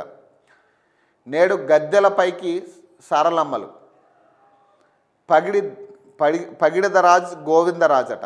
రేపు సాయంత్రం రానున్న సమ్మక్కట. లక్షలాదిగా తరలి వస్తున్న భక్తజనం. ప్రత్యేక ఏర్పాట్లు చేసిన రాష్ట్ర ప్రభుత్వం అట. 31న సాయంత్రం 16 గంటలకు అమ్మవార్ల వనప్రవేశమట. బయలుదేరిన పగిడిదరాజ్ అంగరంగ వైభవంగా పరిణయ ఘట్టం. పెళ్లి వాతావరణాన్ని సంతరించుకున్న పోనుగొండ్లట. భక్తులకు సీఎం రేవంత్ రెడ్డి శుభాకాంక్షలట. ఆసియాలోని అతిపెద్ద గిరిజన జాతర తెలంగాణ కుంభమేళగా పిలువబడే మేడారం మహాజాతర నేడు ప్రారంభం కానుంది. 2 ఏళ్లకోసారి జరిగే ఈ జాతర కోసం రాష్ట్ర ప్రభుత్వం ప్రత్యేక ఏర్పాట్లు చేసింది. తెలంగాణతో పాటే ఆంధ్రప్రదేశ్, మహారాష్ట్ర, ఛత్తీస్గఢ్, ఒడిశా రాష్ట్రాల నుంచి భక్తులు లక్షలాదిగా తరలివచ్చి వనదేవతలకు మొక్కులు చెల్లించుకుంటారు. నేడు సాయంత్రం 6 గంటలకు కన్నేపల్లి నుంచి పూజారులు సారలమ్మను, అలాగే కొండాయి నుంచి గోవిందరాజును, అలాగే పోనుగొండ్ల నుంచి పగిడిదరాజులను గద్దెలపైకి తీసుకురావడంతో జాతర ప్రారంభం కానుంది. రేపు సాయంత్రం 6 గంటలకు చిలకల గుట్ట నుంచి సమ్మక్క తల్లిని గద్దెపైకి తీసుకురావడంతో మొక్కులు మొదలవుతాయట.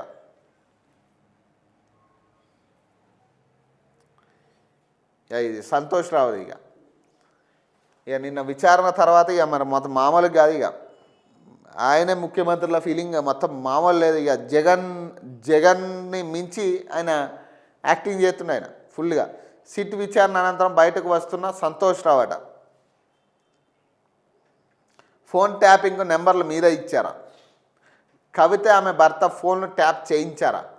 సమాచార సేకరణలో మీ పాత్ర ఏమిటి? ప్రభాకర్ రావు టీంలో వాట్సాప్, సిగ్నల్ యాప్ల ద్వారా తరచూ ఎందుకు మాట్లాడారు? శ్రవణ్ రావు వార్ రూమ్లో ఎలాంటి కార్యకలాపాలు జరిపారు? బీఆర్ఎస్ మాజీ ఎంపీ సంతోష్ రావుపై సిట్ ప్రశ్నల వర్షమట. జూబ్లీహిల్స్ పిఎస్లో 7.5 గంటల పాటు విచారణట. ఫోన్ ట్యాపింగ్ కేసులో నోటీసులు అందుకున్న బీఆర్ఎస్ మాజీ ఎంపీ జోగినపల్లి సంతోష్ రావు మంగళవారం హైదరాబాద్లోని జూబ్లీహిల్స్ ఏసీపీ కార్యాలయంలో సిట్ విచారణకు హాజరయ్యారు. జూబ్లీహిల్స్ ఏసీపీ కార్యాలయంలో సిట్ అధికారులు సంతోష్ రావును సుమారు 7.5 గంటల పాటు సుదీర్ఘంగా విచారించినట్లు తెలుస్తున్నది. గత బీఆర్ఎస్ ప్రభుత్వ హయాంలో జరిగినట్లుగా చెబుతున్న అక్రమ ఫోన్ ట్యాపింగ్కు సంబంధించి ఫోన్ ట్యాపింగ్ చేయాల్సిన నెంబర్లను మీరే ఎవరికైనా ఇచ్చారా? అలాగే సమాచార సేకరణలో మీ పాత్ర ఏమిటి వంటి ప్రశ్నలపై అధికారులు ఆరా తీసినట్లు సమాచారం. నాడు ఎస్ఐబి చీఫ్ ప్రభాకర్ రావు నియామకానికి సంబంధించిన నిర్ణయం ఎవరిదంటూ అధికారులు ప్రశ్నించినట్టు తెలుస్తుంది. మొదటి దెయ్యం సంతోష్ రావే. గుంపు మేస్త్రికి ఆయన ప్రధాన గూఢాచారట. కేసీఆర్ తినే ఇడ్లీ సమాచారాన్ని సైతం రేవంత్ రెడ్డికి చేరవేస్తాడట. ఉద్యమకారులను కేసీఆర్ దూరం చేసిన దుర్మార్గురాడ. కల్వకుంట్ల కవిత నిన్న మాట్లాడారు.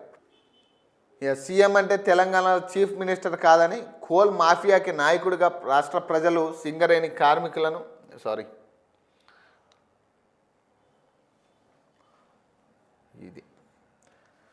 ఎస్ఐబి మాజీ అధికారి ప్రభాకర్ రావు ఇచ్చిన వాంగ్మూలాన్ని ముందు పెట్టి నిందితులతో జరిగిన సంభాషణలో సమాచార మార్పిడి అంశాలపై సిట్ విచారించినట్లు సమాచారం అట. అదేవిధంగా ఫోన్ ట్యాపింగ్కు సంబంధించిన అధికారులు కొన్నిటిని సంతోష్ రావు ముందు నుంచి ప్రశ్నించినట్లు తెలుస్తున్నది. మాజీ మంత్రులు హరీష్ రావు, కేటీఆర్ స్టేట్మెంట్పై కూడా ఆయన ప్రశ్నించి స్టేట్మెంట్ రికార్డు చేసినట్లు తెలుస్తున్నది. ఇజ్రాయెల్ నుంచి తెప్పించిన ఫోన్ ట్యాపింగ్ సాఫ్ట్వేర్ కొనుగోలుకు సంబంధించిన అంశంపై సిట్ అధికారులు ఆరా తీసినట్టు సమాచారం అట. Private news channel MD Shravan రావుతో మీకు ఉన్న పరిచయం ఏమిటి? ఛానల్ వార్ రూమ్లో ఏ విధమైన కార్యకలాపాలు జరిగాయనే కోణంలో అధికారులు ప్రశ్నిస్తున్నట్లు తెలుస్తున్నది. ఫోన్ ట్యాపింగ్ కేసులో నిందితులుగా పేర్కొన్న ప్రణీత్ రావు, రాధాకిషన్ రావుతో వాట్సాప్ సిగ్నల్ యాప్ల ద్వారా తరచుగా ఎందుకు మాట్లాడారు? కాంగ్రెస్ నేతల నెంబర్లు మీరు ఎస్ఐబి అధికారులకు మీరే అందజేశారా అని ప్రశ్నిస్తున్నట్టు తెలుస్తున్నది. ఎన్నికల సమయంలో జరిగిన కమ్యూనికేషన్లు, ఆర్థిక లావాదేవీలను అలాగే సాంకేతిక వనరుల వినియోగం వంటి అంశాలపై సిట్ అధికారులు వివరాలు సేకరించినట్లుగా తెలుస్తూ ఉంది. ముఖ్యంగా వార్ రూమ్ కార్యకలాపాలు, కాల్ డేటా విశ్లేషణ, సంబంధిత వ్యక్తులతో ఉన్న పరిచయాలపై ప్రశ్నలు సందర్శించినట్లు తెలుస్తూ ఉంది. విచారణలో భాగంగా డిజిటల్ ఆధారాలు, కాల్ రికార్డులు, సందేశాల మార్పిడి తదితర అంశాలను సిట్ పరిశీలిస్తున్నట్లు తెలుస్తున్నదట. కవిత ఫోన్ ట్యాపింగ్ ఆరోపణలపై దర్యాప్తట. మాజీ ఎమ్మెల్సీ కేసీఆర్ కూతురు, జాగృతి అధ్యక్షురాలు కవిత ఫోన్ ట్యాపింగ్ వ్యవహారంలో సంతోష్రావు కీలక పాత్ర పోషించారనే ఆరోపణలపైన సిట్ విచారణ సాగిస్తుంది. కవిత దగ్గర వ్యక్తుల ఫోన్ నెంబర్లను ఎస్ఐబి ప్రభాకర్ రావుకు మీరే పంపించారా అని కూడా ప్రశ్నలు అడిగినట్టుగా సమాచారం. అదేవిధంగా కవిత భర్త అనిల్ కుమార్ ఫోన్ నెంబర్ కూడా ట్యాప్ జాబితాలో ఉన్నట్లు సిట్ అనుమానిస్తున్నదని, కవిత కదలికలను ఎందుకు ట్రాక్ చేయించారు, ఆ సమాచారం ఎవరికెవరికి చేరింది అనే అంశాలపైన సిట్ అధికారులు సంతోష్రావును వివరణ కోరినట్టు తెలుస్తున్నదట. మొదటి దెయ్యం సంతోష్రావట. గుంపు మేస్త్రికి ఆయన ప్రధాన గూఢాచారట. కేసీఆర్ తినే ఇడ్లీ సమాచారాన్ని సైతం రేవంత్ రెడ్డికి చేరవేస్తాడట. ఉద్యమకారులను కేసీఆర్కు దూరం చేసిన దుర్మార్గుడట. సంతోష్రావు గురించి నిన్న కవిత మాట్లాడుతాం. గుంపు మేస్త్రికి ప్రధాన గూఢాచారి సంతోష్రావు అని తెలంగాణ జాగృతి అధ్యక్షురాలు కల్వకుంట్ల కవిత అన్నారు. నిజామాబాద్లో గంజాయి ముఠా దాడిలో తీవ్రంగా గాయపడిన ఎక్సైజ్ కానిస్టేబుల్ సౌమ్యను, ఆమె కుటుంబ సభ్యులను హైదరాబాద్లోని నిమ్స్ హాస్పిటల్లో మంగళవారం కవిత పరామర్శించారు. సౌమ్య కుటుంబానికి అండగా ఉంటామని హామీ ఇచ్చారు. అనంతరం ఆమె మీడియాతో మాట్లాడుతూ కేసీఆర్ ఫామ్ హౌస్లో సగం ఇడ్లీ తిన్నారా, పూర్తిగా ఇడ్లీ తిన్నారా అన్న సమాచారాన్ని సైతం గుంపు మేస్త్రికి చేరవేసేది సంతోష్రావు అని ఆరోపించారు. కేసీఆర్కు ఉద్యమకారులను, అమరవీరుల కుటుంబాన్ని దూరం చేసిన దుర్మార్గుడని ఆగ్రహం వ్యక్తం చేశారు. ఆ పాపం ఖచ్చితంగా ఈ దుర్మార్గుడికి తగులుతుందన్నారు. గద్ద లాంటి వారిని గంటలు గద్దర్ లాంటి వాళ్ళని గంటలు గేట్ బయట వేచి చూడడం, ఈటల లాంటి వారు పార్టీ నుంచి బయటకు రావడానికి సైతం సంతోష్రావే కారణమన్నారు. ప్రధాన గూఢాచారి అయిన సంతోష్రావును శిక్షిస్తాడని తాను నమ్మటం లేదని, ఆయనను సిట్ పిలవడం మంచిదే కానీ ఆయనకు శిక్ష పడడం అనుమానమేనని అన్నారు. పోలీస్ చట్ట నిజాయితీగా పనిచేస్తే సంతోష్రావుకు ఖచ్చితంగా శిక్ష పడుతుందని పేర్కొన్నారు. రాజకీయ ఒత్తిళ్లకు లొంగకుండా పోలీసులు తమ పని చేయాలని విజ్ఞప్తి చేశారు. అలాగే తాను చెప్పిన దెయ్యాల్లో మొదటి దెయ్యం సంతోష్రావు అని స్పష్టం చేశారట. ఆయనకు హరీష్ రావు, కేటీఆర్ ఎందుకు ఒత్తాస పలుకుతున్నారో అర్థం కావడం లేదట. ఇప్పుడు ఇవేం చెప్తా ఉంది? ప్రధాన పాత్ర అన్ని విషయాల్లో కేసీఆర్ విషయాల్లో ప్రధాన పాత్ర పోషించిన సంతోష్రావే. ఆ రాడు గద్దర్ని గంటలు వెయిట్ చేయించడానికి కారణం, ఈటల రాజేంద్ర బయటికి పోవడానికి కారణం సంతోష్రావే. మొట్టమొదటి దెయ్యం, నేను చెప్పిన ఇద్దరు దెయ్యాల్లో మొట్టమొదటి దెయ్యం సంతోష్రావే అని చెప్తా ఉంది. సో ఆ దుర్మార్గుడని ఆమె చెప్తా ఉంది. ఈడ ఎట్లా ఉందంటే పంచాయతీ మొత్తం కూడా ఇంటి పంచాయతీ మొత్తం పబ్లిక్లోకి వస్తుంది. అది పర్సనల్ ఎజెండానా లేకపోతే ఇంకోటా, ఆమె టార్గెట్ ఏందనేది తెలియదు. ఇప్పుడు ఇంకోటి చెప్తా ఉంది, రేవంత్ రెడ్డి సంతోష్రావుని అరెస్ట్ చేయిస్తాడా అనే డౌట్ కూడా వ్యక్తం చేస్తూ ఉంది. మరి ఇంత గూఢాచారిగా పనిచేస్తున్న వ్యక్తిని ఎట్లా అరెస్ట్ చేస్తారన్న నమ్మకం నాకు లేదంటున్నాను.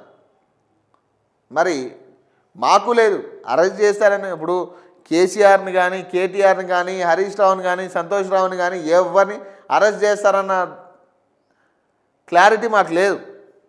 మాకు నమ్మకం లేదు కంప్లీట్గా. ఇక అందరూ ఒకటే వీళ్ళు. ఆ ఉద్యోగుల బకాయిలు చెల్లించకుంటే సెక్రటరేట్ను ముట్టడిస్తామట.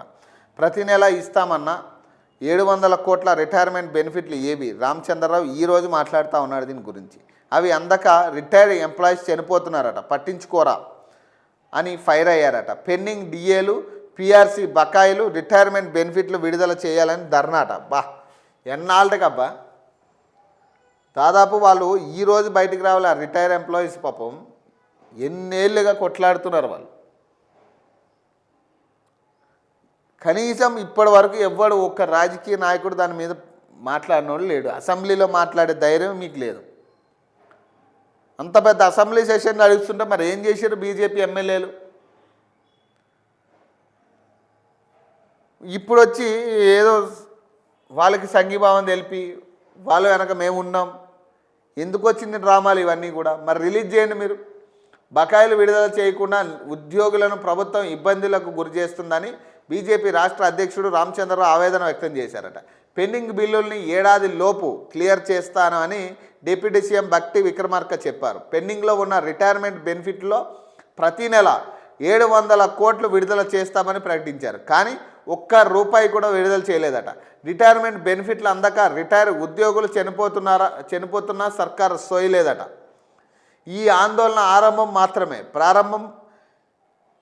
ప్రభుత్వం దిగి రాకపోతే ఉద్యోగులతో కలిసి సెక్రటరేట్ను ముట్టడిస్తాం అని హెచ్చరించారు. పెండింగ్ డిఏలు, పిఆర్సీ బకాయిలు, రిటైర్మెంట్ బెనిఫిట్లు వెంటనే చెల్లించాలని డిమాండ్ చేస్తూ బీజేపీ ఆధ్వర్యంలో మంగళవారం హైదరాబాద్ ఇందిరా పార్క్లో ధర్నా వద్ద మహాధర్నా నిర్వహించారట. ధర్నా చౌక్ వద్ద మహాధర్నా నిర్వహించారట. ఏమున్నది వీళ్ళు ఏంటంటే ఏదో దాన్ని ఉపయోగించుకోవాలి. అది ఇప్పుడు ప్రధానంగా అది బలపరుస్తూ ఉంది. ఆ ఉద్యమం బలపడుతుంది. మనం కూడా చాలా అంశాలు ఈ రిటైర్ ఎంప్లాయీకి సంబంధించి ఓకే టీవీ తరపు నుంచి చాలా లైవ్లు మనం ఇచ్చాం. వాళ్ళ సమస్యల మీద నేరుగా ఆ ఉద్యోగులతో మనం మాట్లాడించాం. రిటైర్ ఉద్యోగులతో మనం మాట్లాడించాం. వాళ్ళ ఆవేదన మనం చూపించాం. ఈరోజు ప్రభుత్వ నాయకులు, పార్టీలు ఇన్వాల్వ్ అయిపోయి దీన్ని పొలిటికలైజ్ చేసే ప్రయత్నం చేస్తూ ఉన్నారు. దయచేసి ఇట్లాంటి వాళ్ళని నమ్మకండి మీరు.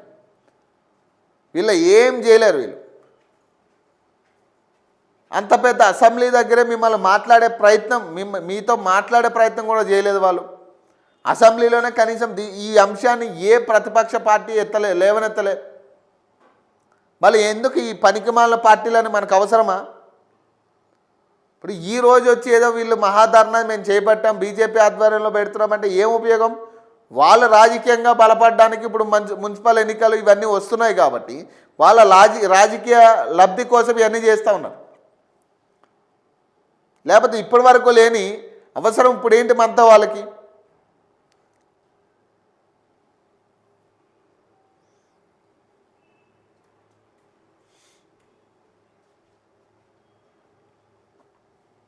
మోడట సైబర్ దాడులకు చెక్ పెట్టేందుకు కొత్త ఫీచర్ అట.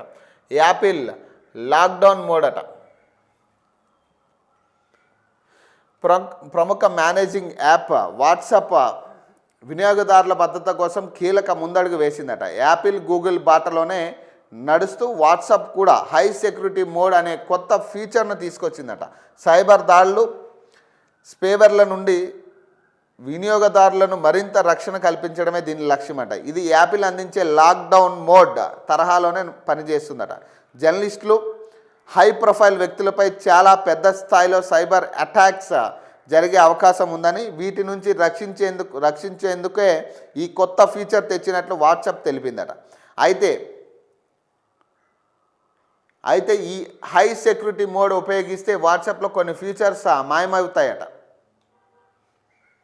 హై సెక్యూరిటీ మోడ్లో వినియోగదారుల రక్షణ కోసం మెసేజెస్లో వచ్చే లింకుల ప్రివ్యూలు కనిపించవు. దీనివల్ల థర్డ్ పార్టీ వెబ్సైట్లో యూజర్లు ఐపీ అడ్రస్ను ట్రాక్ చేసే అవకాశం ఉండదు.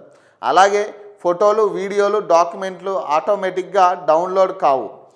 యూజర్ మాన్యువల్గా క్లిక్ చేస్తేనే అవి ఓపెన్ అవుతాయట. వాయిస్ లేదా వీడియో కాల్స్ మాట్లాడుతున్నప్పుడు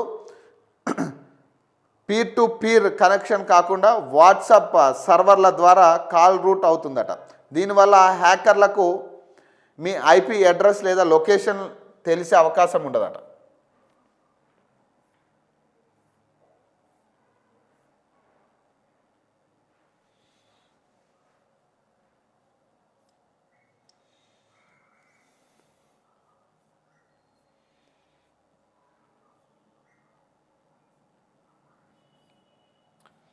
కావాలనే మాపై బురద జల్లే ప్రయత్నం అట. దేని గురించి? ఈ సీక్రెట్ భేటీ అవుతా ఉన్నారు బట్టి విక్రమార్కతో కొంతమంది సీనియర్ మంత్రులు, కాంగ్రెస్ అసలు మంత్రులు, కొంతమంది ఉత్తమ్ కుమార్ రెడ్డి, ఇట్లా కొంతమంది భేటీ అవుతున్నారని ఇటీవల కొన్ని వార్తలు వచ్చాయి కదా. దీని మీద ఆయన కౌంటర్ ఇస్తూ మాట్లాడిందనమాట. సీఎం లేకుంటే డిప్యూటీ సీఎంతో మాట్లాడకూడదా? పాలనపరమైన అంశాలతోనే మంత్రులతో భేటీ అయ్యామట. నా రాజకీయ జీవితం ప్రజల అభ్యున్నతి కోసమట. డిప్యూటీ సీఎం బట్టి విక్రమార్క మాట్లాడుతుంది. బహిరంగంగానే వెళ్తే రహస్యం ఎలా అవుతుందట. మంత్రులు భేటీపై విష ప్రచారం తగదట. మంత్రి శ్రీధర్ బాబు అంటున్నాడు.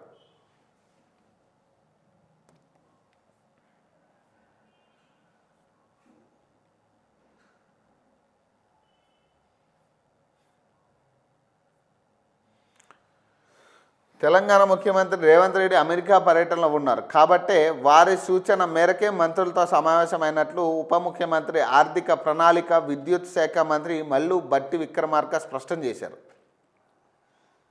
ముఖ్యమంత్రి అందుబాటులో లేరు కాబట్టే పాలన విషయంపై మంత్రులతో చర్చించామంట. కావాలనే పత్రికల్లో, సోషల్ మీడియాలో తప్పుడు ప్రచారాలు చేస్తున్నాయని మండిపడ్డారట. మంగళవారం ఖమ్మం జిల్లా మదిరి ఎమ్మెల్యే క్యాంప్ కార్యాలయంలో ఆయన మాట్లాడుతూ మున్సిపల్ ఎన్నికల నేపథ్యంలోనే మంత్రులతో సమావేశమైనట్లు ఆయన చెప్పారు. కాంగ్రెస్ పార్టీ సీనియర్ నాయకుడు జీవన్ రెడ్డి సమస్యపై మంత్రులు శ్రీధర్ బాబు, ఉత్తమ్ కుమార్ రెడ్డి, అడ్లూరి లక్ష్మణ్తో భేటీ అయినట్లు తెలిపారు. ఫోన్ ట్యాపింగ్ విషయంలో చట్టం తన పని తాను చేసుకుంటూ పోతుందని, తప్పు చేసిన వారిని వదిలిపెట్టే సమస్యే లేదని పునర్ఘటించారు. ఇన్నేళ్ల తన రాజకీయ జీవితంలో అవినీతి ఆరోపణలు ఎన్నడూ లేదని, కావాలనే ప్రతిపక్ష పార్టీ నాయకులు, కొన్ని పత్రికా యజమానులు తప్పుడు రాతలు రాస్తున్నాయని, తనపై బురద జల్లే ప్రయత్నం చేస్తున్నారని, తన రాజకీయ జీవితం ప్రజల అభ్యున్నతికి, రాష్ట్ర అభివృద్ధికి మాత్రమేనని స్పష్టం చేసిరట. అది పంచాయతీ. ఇక బహిరంగంగానే కలిసింది కదా, అందులో తప్పేముంది, ముఖ్యమంత్రి చెప్తేనే కలిసామంటున్నారు వాళ్ళు. ఇప్పుడు ఈయన బహిరంగంగానే వెళ్తే రహస్యం ఎలా అవుతుందట. శ్రీధర్ బాబు అంటున్నాడు. మంత్రుల భేటీపై విష ప్రసాదం తగదట. మా భేటీలో ప్రధాన చర్చ మున్సిపల్ ఎన్నికల సన్నద్ధంపై మంత్రి దుద్దిళ్ల శ్రీధర్ బాబు అట. ప్రజాస్వామ్యంలో బాధ్యతాయుతమైన పదవుల్లో ఉన్న వ్యక్తుల మధ్య జరిగే ప్రతి చర్చకు రాజకీయాలను ఆపదిస్తారు. రహస్య భేటీ అంటూ విష ప్రచారం చేయడం తగదని రాష్ట్ర ఐటీ పరిశ్రమల శాఖ మంత్రి దుద్దిళ్ల శ్రీధర్ బాబు ఒక ప్రకటనలో పేర్కొన్నారట. మంత్రుల భేటీపై సోషల్ మీడియా ప్రసార మాధ్యమాల్లో జరుగుతున్న అసత్య ప్రచారాన్ని ఖండిస్తున్నారట. రాబోయే మున్సిపల్ ఎన్నికల్లో రాజకీయ లబ్ధి పొందేందుకే కొందరు కావాలనే పనిగట్టుకొని ఇలాంటి తప్పుడు ప్రచారం చేస్తున్నారని మండిపడ్డారు. ప్రజాస్వామ్యంలో క్యాబినెట్ అనేది ఓ యూనిట్ అని, పాలనాపరమైన అంశాల్లో ఎక్కడ జాప్యం ఏర్పడకుండా సీనియర్ మంత్రులుగా తాము చర్చించుకుంటే తప్పేముందని ప్రశ్నించారు. అది ప్రభుత్వ సమిష్టి బాధ్యతని డిప్యూటీ సీఎం మల్లు బట్టి విక్రమార్క నివాసంలో తాము భేటీ అయ్యి పాలనపరమైన అంశాలను చర్చించామని స్పష్టం చేశారు. లోక్ భవన్లో ఎట్ హోమ్ కార్యక్రమం ముగిసిన తర్వాత అందరి ముందే తమంతా ఒకే కారులో వెళ్ళామని, రాబోయే మున్సిపల్ ఎన్నికల్లో పార్టీ తరపున అనుసరించాల్సిన వ్యూహాలపై చర్చించామని పేర్కొన్నారు. ప్రజాస్వామ్యంలో ఎన్నికల సన్నద్ధం అనేది రాజకీయ పార్టీల ప్రాథమిక బాధ్యత అని, దీనికి కూడా లేనిపోని రంగులు పూయడం సమంజసం కాదని తెలిపారు. నిర్మాణాత్మకమైన విమర్శలను తాము ఎప్పుడూ స్వాగతిస్తామని హితావు పలికారట.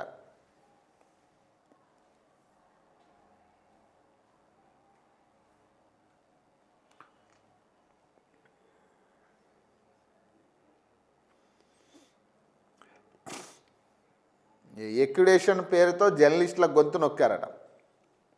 ఎన్హెచ్ఆర్సి రాష్ట్ర సెక్రటరీ సాంబశివరావు అట. పత్రికా హక్కును కార్డుతో ముడిపెట్టడం ప్రజాస్వామ్య విరుద్ధమని, ఈ ఉత్తర్వులు జర్నలిస్టులపై మానసిక ఒత్తిడి పెంచేవిగా ఉన్నాయని ఎన్హెచ్ఆర్సి రాష్ట్ర ఆర్గనైజింగ్ సెక్రటరీ ఇంజం సాంబశివరావు ప్రకటనలో పేర్కొన్నారట. జర్నలిస్టుల ఎక్యుడేషన్ ఉన్న లేకున్నా ప్రజాస్వామ్య వ్యవస్థలో పనిచేసే హక్కు, రాసే హక్కు, మాట్లాడే హక్కు ఉందనే విషయాన్ని గుర్తించాలని సూచించారు. వాహనాలపై ప్రెస్ అనే పదాన్ని నిషేధించడం అంటే జర్నలిస్టులను రోడ్లపై అవమానించడమే అని అన్నారు.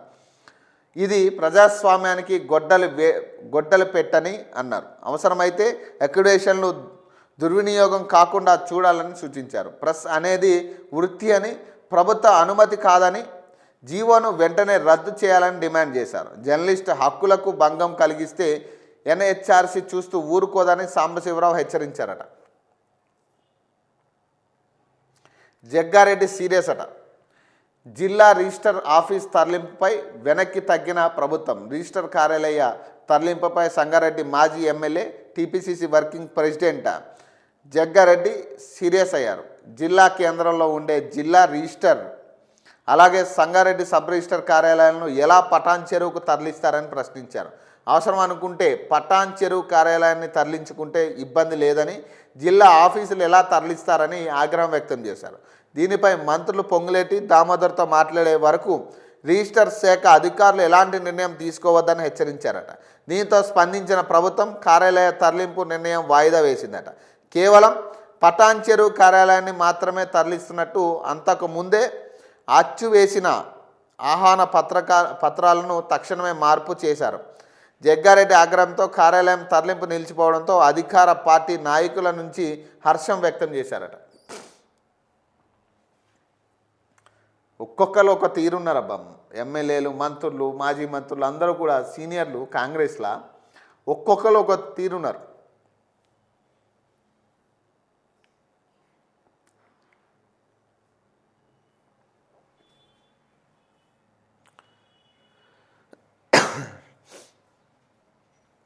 భారీ సైబర్ సెక్యూరిటీ ముఠాపై సైబర్ సెక్యూరిటీ దాడట. కేరళ, బెంగళూరులో 3 కేసుల్లో 6 నిందితులు అరెస్ట్ అట. 16 కోట్లకు పైగా మోసాల్లో కీలక నిందితులట. బ్లూ డాట్ బాంబే పోలీసుల పేరుతో వృద్ధుడికి 7.12 కోట్ల మోసమట.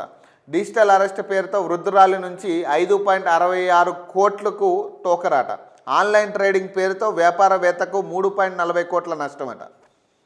కేరళ, బెంగళూరు కేంద్రంగా సాగుతున్న భారీ సైబర్ ముఠాను తెలంగాణ సైబర్ సెక్యూరిటీ బ్యూరో ఛేదించింది.